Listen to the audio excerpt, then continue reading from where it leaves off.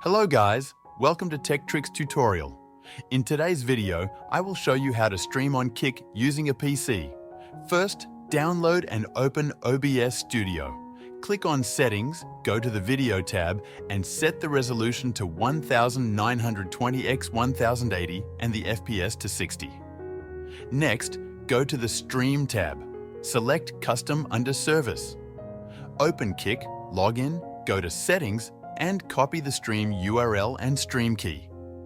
Paste these into OBS under Server and Stream key. Click OK to save. Adjust the output settings in OBS by setting the bitrate to 6000 or higher, keyframe interval to 2, profile to high, and use your hardware encoder or X264. Click Start Streaming in OBS.